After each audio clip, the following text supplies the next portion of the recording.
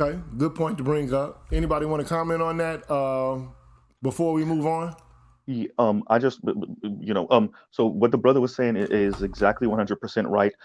You look at the think tanks, like, okay, Yvette and Tone cover this all the time.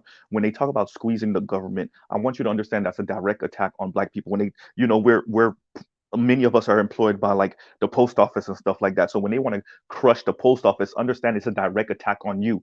But some of us, you ever see somebody that's their life is built off of someone else, but they want to get rid of someone else because they don't really realize that life is built on someone else? That's oftentimes when you hear black people talk and they have some of these weird views. They're doing it to spite other black people, not realizing that they're going to go down with the ship type thing, right? So like when you see this, let's starve the government, or these black people in this city, we need to move them out. You're living a tenuous life, not realizing that what you're actually doing is pushing yourself off the edge of the boat also, right? So like I agree with Bob Marley, where it's going after us, but using very coded words and coded language, right? And for many of us, we don't see it because we're so used to overt drooling at the mouth, Jim Crow rhetoric, that the kind of James Crow Jr. Esquire rhetoric, somehow we don't understand that these people are pretty much calling you the N word without calling you the N word, right? And I'll pause right there. My thoughts about it are this. I just did a video not too long ago about the Southern strategy. And I mean, every time I do this video, like people, come up and they oppose it and they say, well, the South this, the South that. No. Lee Atwater admitted it. Like, look, bro, I don't know what to tell you.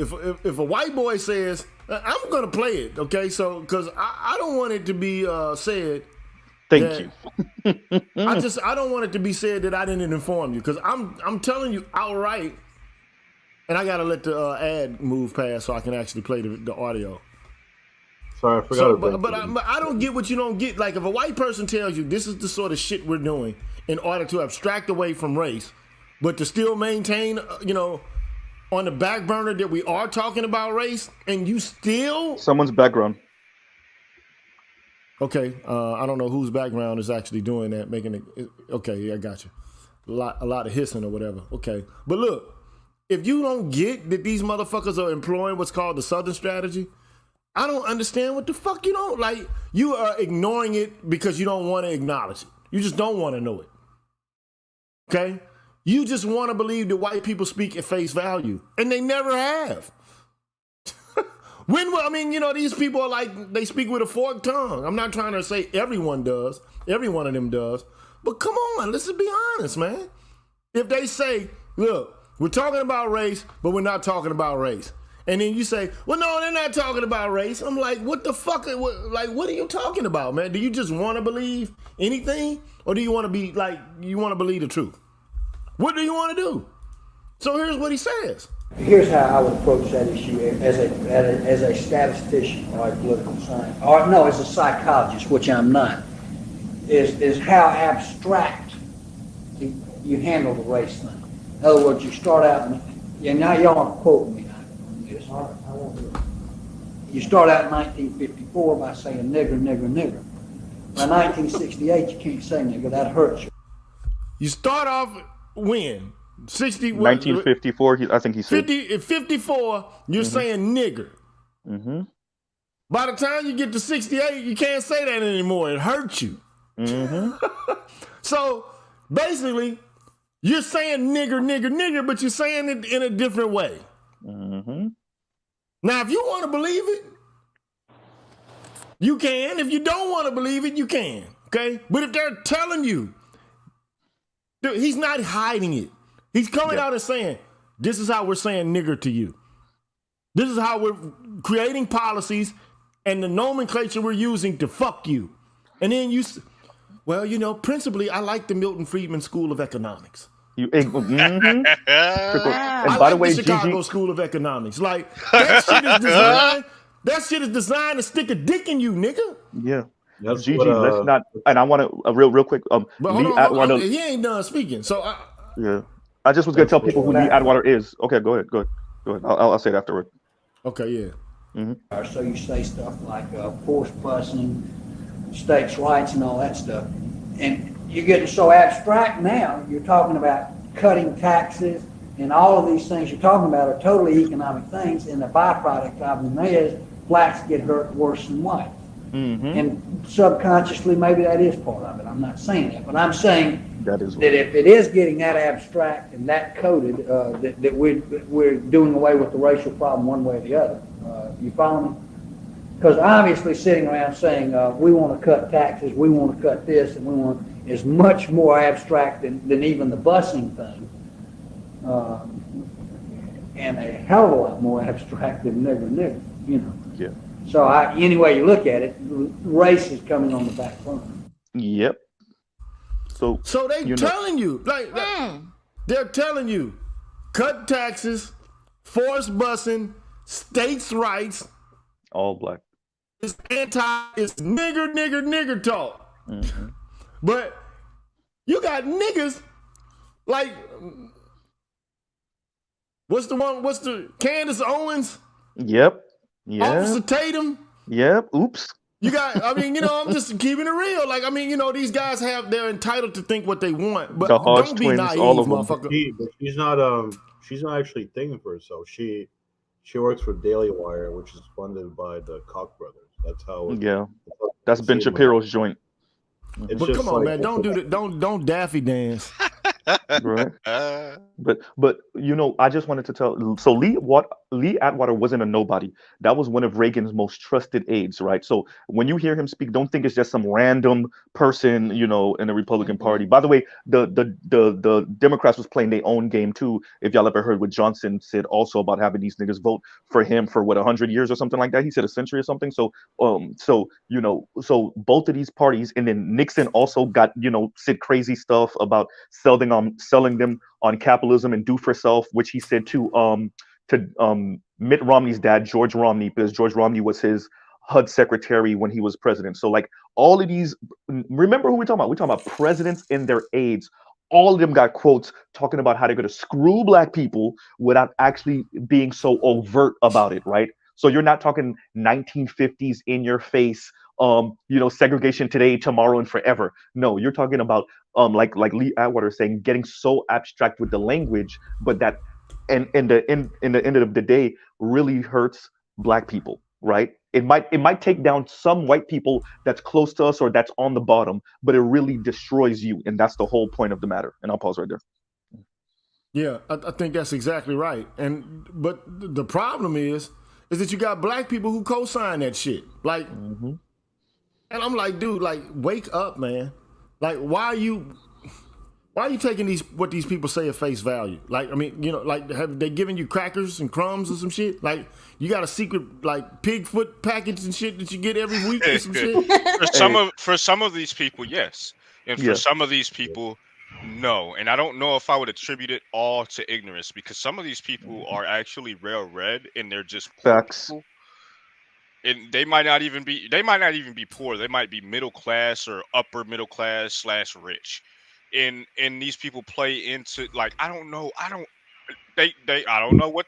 man. I wish I had the answer for you. Hey, I trickle don't. down economics, PK, and as AB call it, pee on me economics. Yeah, So. yeah. It blows my mind. It really does. That's why I'm very skittish about, when black folks say they're big proponents of capitalism, especially big C Or capitalism. small government. Yeah, when I usually hear that, I get real skittish, because I'm like, yeah, bro, like, do you understand what you're saying right now and what that entails and where we're at? I don't think they do, PK. I think it's an idea of like aspiration, right? So you don't really fully appreciate what undergirds whiteness. And so when you're a guppy thinking you could swim with the sharks, because you don't really understand why they can move in business the way they move. And so you look at the ability of a black man to go and get an LLC, or a black woman to go and get an LLC, as if you could turn around and be Jeff Bezos, without really understanding what undergirds Jeff Bezos, right? Or what undergirds Bill Gates, what undergirds Mark Zuckerberg, et cetera, et cetera. right? Warren Buffett and all these other people, Elon Musk, right? And because you don't understand the history that undergirds that, even for Elon Musk being a white man coming from South Africa, but not having to compete against black South Africans because he was born in apartheid where he didn't have to compete with literally 90% of the population of the country. You look at his ability to move. But you don't know PayPal mafia. You don't know, he didn't come up with Tesla. He just bought into Tesla, and now he's the face, Or right? venture So capitalist as well. because you don't know that, you look at the ability, you think you can compete with him on the same level, not really appreciating what undergirds him and all the other people I mentioned. And I'll shut up. Go ahead, Hey, y'all. bro, look, let me just say this shit. I'm gonna show you something real quick before I show you something else. But look, it's always a nigga like this, man, when it comes to dealing with white folks, bro. It's always a nigga. It's always a nigga like that, man. I swear to God. Like, I'm I mean, telling for you. real. But it's you know that, the role you play puts you close to him. You know what I'm saying? So, I mean, a lot of guys, man, like, fuck it. Like, I'm just going to play this role. It gets me paid. It's the pig feet package. You know what I'm saying? So, it is what it is. But, like MLK said, and I'm going to show you this shit. This is what he say, man. I love this one. Civil Rights, King, Van Oker, roll 20, sound 36.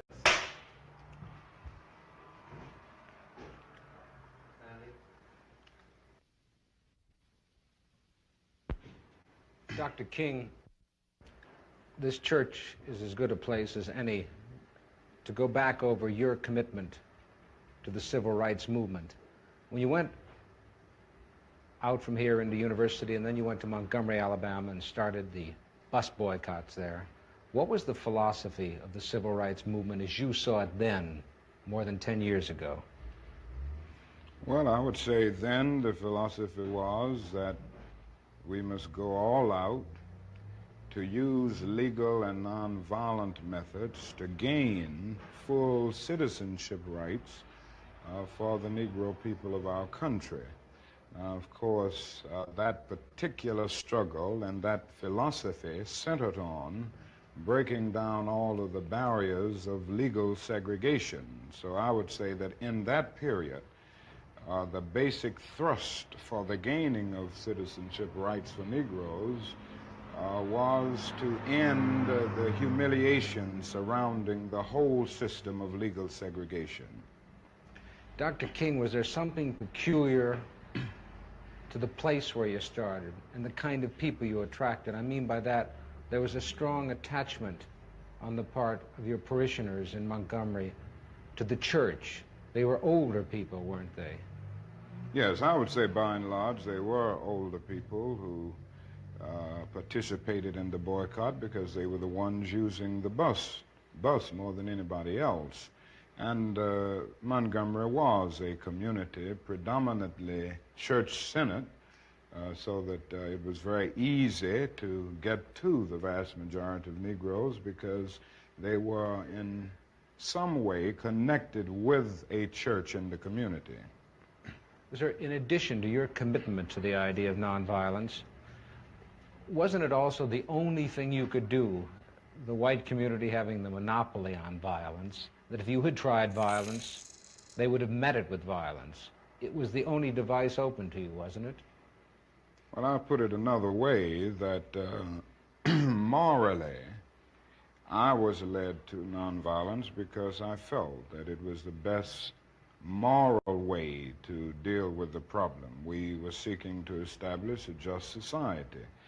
And it was my feeling then, and it is my feeling now, that violence is certainly much more socially destructive, and it creates many more social problems than it solves. So I was led to nonviolence for deep moral reasons. Now, there is no doubt about the fact that in our struggle in Montgomery and all over the United States for that matter, nonviolence is also practically sound.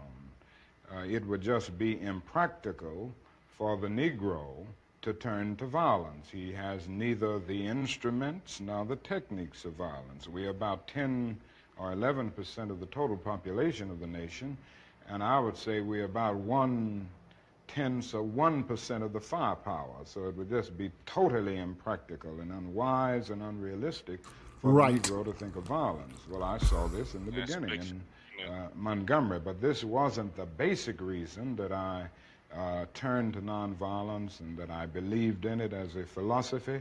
I turned to it because I felt that it was the morally excellent way to deal with the problem of racial injustice in our country.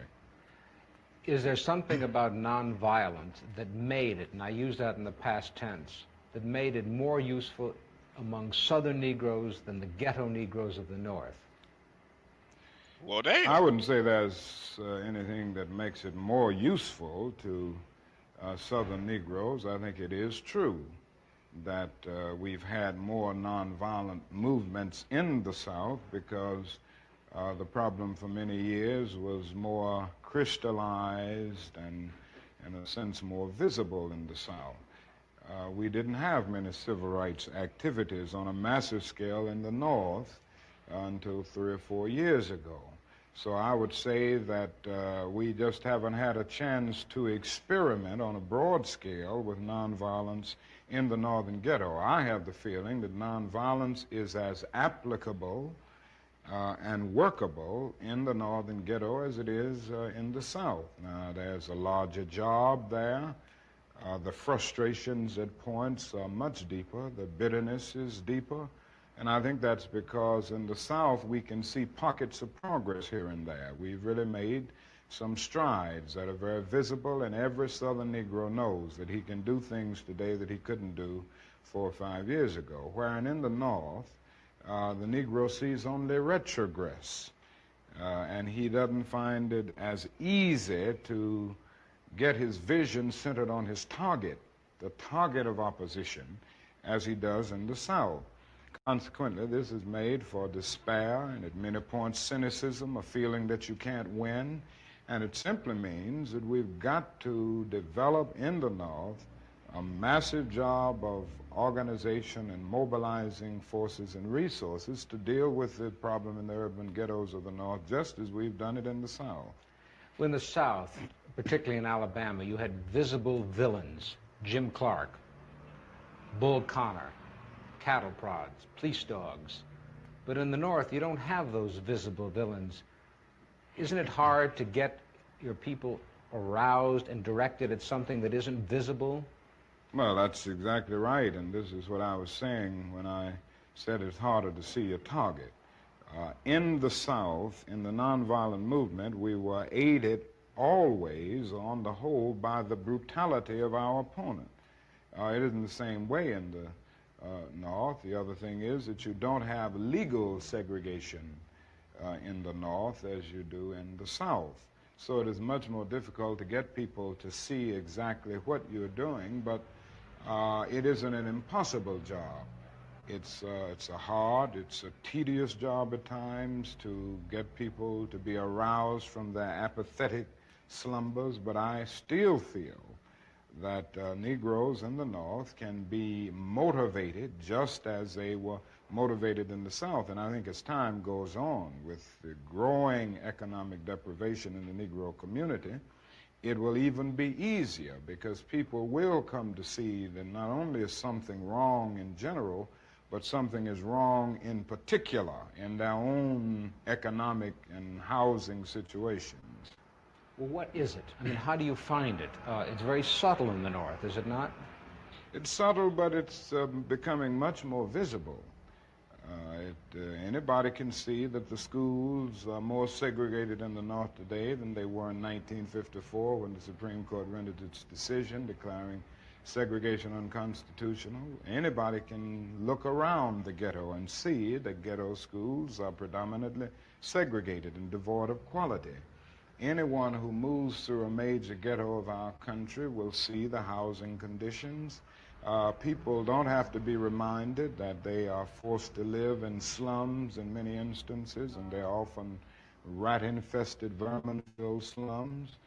And it isn't too hard to see the exploitation that the Negro confronts in the ghetto, where he is forced to pay more for less and constantly trying to make ends meet, but because of either no job as a result of unemployment or a job that is so economically unprofitable that the person can't make ends meet. And I think they see all of these things, and more they're coming to see them, because before the people of the North were looking to the South and they supported the struggles of the South. Now they're coming to see that their problems are very real and they've got organized to grapple with them.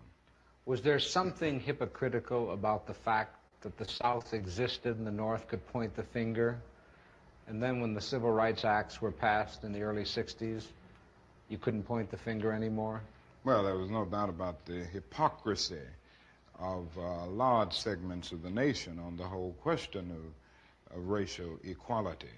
I think the best example is that many of the senators from the North and the West, and congressmen generally, who voted for civil rights legislation in '64 and even '65 with the Voting Rights Bill, refused last year to vote for civil rights legislation because it dealt with an issue applicable to the North, the whole housing question. And this, it seems to me, was the greatest expression of the hypocrisy of many of our citizens and many of the senators and congressmen of the North. But isn't that part of the dilemma now? That people knew that Negroes were being denied what was guaranteed to them by the Constitution, by the fact that they were citizens of this country. Then when they were given those rights, do you feel the white community said, well, we've given them all that we have, now it's up to them? Well, I think the dilemma is much deeper, and I think one during this period of transition has to be very honest with America. And honesty impels me to admit that America has broad racist elements still alive. Racism is still existing in American society in many areas of the society, North and South. And the other thing is that there has never been a single, solid, determined commitment of large segments of white America on the whole question of racial equality. I think we have to see that vacillation has always existed, ambivalence has always existed, and this to me is the so-called white backlash. It's merely a new name for an old phenomenon. I see the white backlash as a continuation of the same ambivalence and vacillation of white America on the whole question of racial justice that has existed since the founding of our nation. I think the other thing that we must see at this time is that many of the people who supported us in Selma, in Birmingham, were really outraged about the extremist behavior toward Negroes. But they were not at that moment, and they are not now, committed to genuine equality for Negroes. It's much easier to integrate a lunch counter than it is to guarantee an annual income, for instance, to get rid of poverty for Negroes and all poor people. It's much easier to integrate a bus than it is to make genuine integration a reality and quality education a reality in our schools. It's much easier to integrate even a public park than it is to get rid of slums. And I think we are in a new era, a new phase of the struggle, where we have moved from a struggle for decency, which characterized our struggle for 10 or 12 years, to a struggle for genuine equality. And this is where we're getting the resistance, because there was never any intention to go this far. People were reacting to Bull Connor and to Jim Clark rather than acting good faith for the realization of genuine equality. Do you think white people in this country, and I'm talking about non-segregationists, people devoid or thinking they're devoid of racism, do you have any idea of what they want the Negro to be in America? Well, it depends on the level that we are talking here, because I think you have to make a distinction between the people who are genuinely and absolutely committed in the white community on the question of racial equality. And I must confess that I think they're in a very small minority. I think the vast majority of white Americans will go but so far. It's a kind of installment plan for equality, and they are always looking for an excuse to go but so far. Why are they looking for the excuse? What is it about the Negro? I mean, every other group that came as an immigrant somehow, not easily, but somehow got around it. Is it just the fact that Negroes are black? That's a part of it, and that grows out of something else. You can't thingify anything without depersonalizing that something. If you use something as a means to an end, at that moment you make it a thing and you depersonalize it. The fact is that the Negro was a slave in this country for 244 years. That was a willful I hope you thing peeped out that his was done. statement, the interviewer's statement. Treated in very inhuman fashion. And Or this question, I led mean. to the thingification of the Negro. So he was not looked upon as a person. He was not looked upon as a human being with the same status and worth as other human beings. And the other thing is that human beings cannot continue to do wrong without eventually rationalizing that wrong. So slavery was justified morally, biologically, theoretically, scientifically, everything else. And it seems to me that white America must see that no other ethnic group has been a slave on American soil. That is one thing that other immigrant groups haven't had to face. The other thing is that the color became a stigma. American society made the Negro's color a stigma, and that can never be overlooked. So I think these things are absolutely necessary. The other thing is that America freed the slaves in 1863 through the Emancipation Proclamation of Abraham Lincoln, but gave the slaves no land or nothing in reality, and as a matter of fact, to get started on. At the same time, America was giving away millions of acres of land in the West and the Midwest, which meant that there was a willingness to give the white peasants from Europe an economic base. And yet it refused to give its black peasants from Africa, who came here involuntarily in chains and had worked free for 244 years, any kind of economic base. And so emancipation for the Negro was really freedom to hunger. It was freedom to the winds and rains of heaven. It was freedom without food to eat or land to cultivate, and therefore it was freedom and famine at the same time. And when white Americans tell the Negro to lift himself by his own bootstraps, they don't look over the legacy of slavery and segregation. I believe we ought to do all we can and seek to lift ourselves by our own bootstraps, but it's a cruel jest to say to a bootless man that he ought to lift himself by his own bootstraps. And many Negroes, by the thousands and millions, have been left bootless as a result of all of these years of oppression and as a result of a society that deliberately made his color a stigma and something worthless and degrading. Apart from wanting to live better, which all of us want to do, to raise one's children in a better way, to be better, does the Negro in America know what he wants to be? I'm convinced that almost every Negro in this country, other than those who have been so scarred by the system that they've become pathological in the process, and we all have to battle with pathology. Nobody really knows what it means to be a Negro unless one can really experience it. And I know we all have to battle with this constant drain of a feeling of nobodiness. But in spite of this, I think the vast majority of Negroes in this country know that they want to be people, they want to be men, they want equality, period. It just boils down to that. And we haven't been able to be people. We haven't been men because of all of the conditions that we've lived with and the syndrome of deprivation surrounding conditions, whether it's in housing, in the economic area, or in schools, or in the vicious credit practices that we face in the ghetto and all of the problems of closed doors and constant defeats. But in spite of all this, I think we all know basically that we want to be men. We want to be persons judged not on the basis of the color of our skin, but on the basis of the content of our character.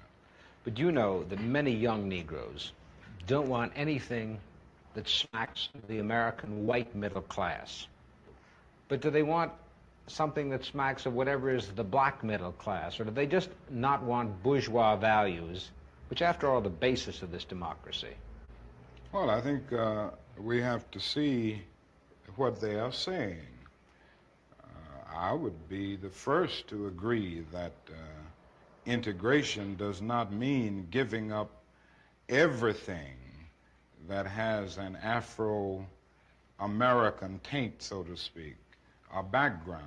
I think there are certain unique things within any culture and certain cultural patterns that when you get to the process of amalgamation can really lift the whole culture. And it seems to me that integration at its best is the opportunity to participate in the beauty of diversity. I think the other thing that we've got to see is that these young people are saying that there must be a revolution of values in our country. As Jimmy Baldwin said on one occasion, what advantage is there in being integrated into a burning house?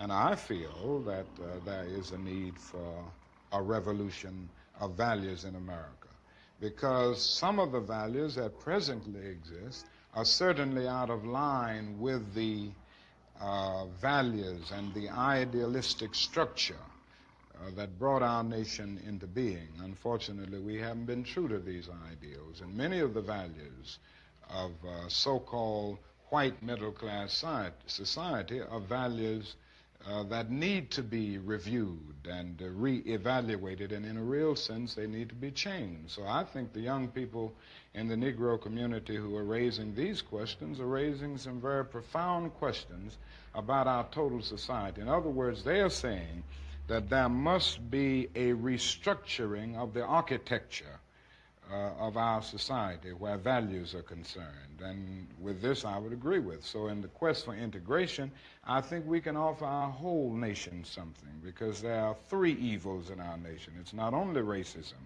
but economic exploitation of poverty would be one, and then militarism. And I think in a sense, and in a very real sense, these three are tied inextricably together, and we aren't going to get rid of one without getting rid of the other.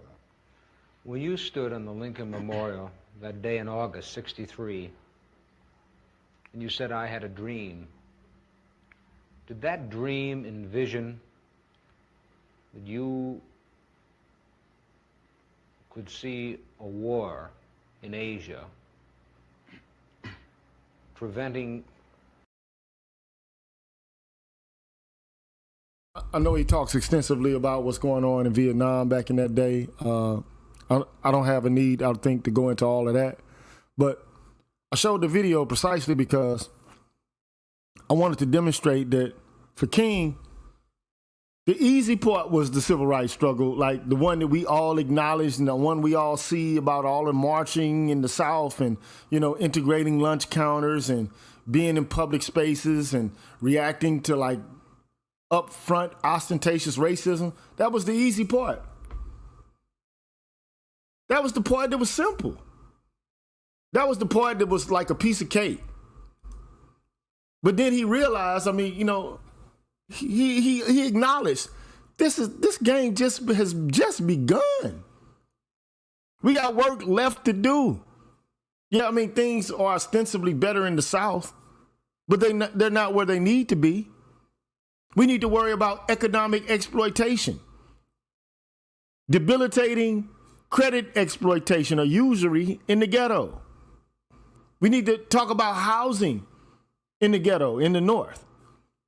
These are some things we need to attend to, right? And it's going to be much more difficult to do because the level of abstraction related to dealing with those problems and making them tractable is going to be more difficult than what preceded us.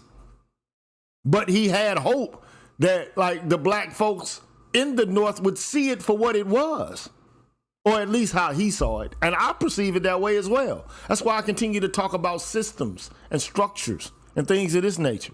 And when we do, all we get is the bootstrap conversation, the personal responsibility conversation. Bootstraps, nigga. Pull yourself up. Be a man. Now, I mean, and this is why recently I've been talking about the alpha conversation and how really, to be perfectly honest, it's an abstraction and a distraction. Oh, It's not a representation of reality. Like the idea that, and he said this, like, I mean, MLK said, what we're not arguing for is for black people to not make efforts and attempts to improve themselves. Of course we want people to improve themselves and to take whatever talent indexes they have and whatever, information they have and utilize it in such a way as to ameliorate themselves, to improve themselves. You gotta go real deep if you want to dig into the alpha conversation, man. That shit is connected to other foundational beliefs that come out of Western philosophical thought, man. Like, do you know this? Yeah, of course I know it. I mean, you can go to Nietzsche. You can go even further back to Machiavelli. You can go back to, I mean, there are various persons that you could touch upon to underscore the idea that, like, in order for, I mean, we can go back to Greek philosophy. We can go back to Western political practices in Rome and elsewhere, okay? If you want to actually... You gotta dig that. That is actually so fucking problematic. You have to dig it out because it's pervasive.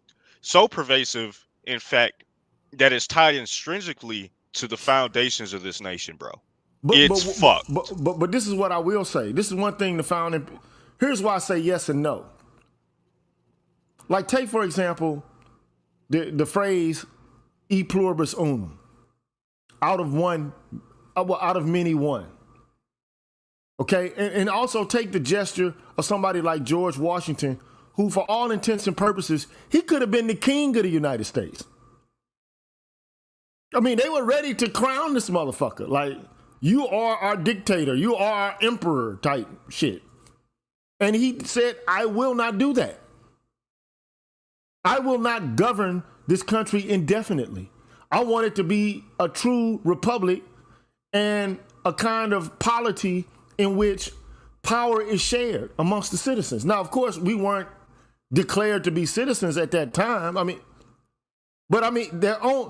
think like a person like MLK is going to say, you got to live up to your ideals, your own values, because the people in the United States were resisting against what they considered to be the tyranny of England. I mean, this is why they rebelled. This is the whole fucking start of the rebellion. Like, you're taxing us without allowing us to have a say in how we're going to be governed. But they argued that was tantamount to slavery. They have intellectualized this ad hoc. That's what happened, is that they intellectualized essentially our inferiority ad hoc. And so they have essentially made us second-class citizens by virtue of the fact that they believe us intellectually to be weaker in almost every facet. And by virtue of that, that's why they believe intrinsically, as a people, not as individuals, as a group, that we ought not have the same rights as them. That's why we're in this situation. That's why. Yeah, there's a black philosopher's name is Charles Mills. And I don't know if I've ever gone over his work before. I'm pretty sure at some point that I have. But one of the things Charles Mills says is that white people have an inverted epistemology. And what that means is that they have to actually believe that features and functions about the world that aren't true are true in order to pull off the kind of shit that they pull off without having cognitive dissonance.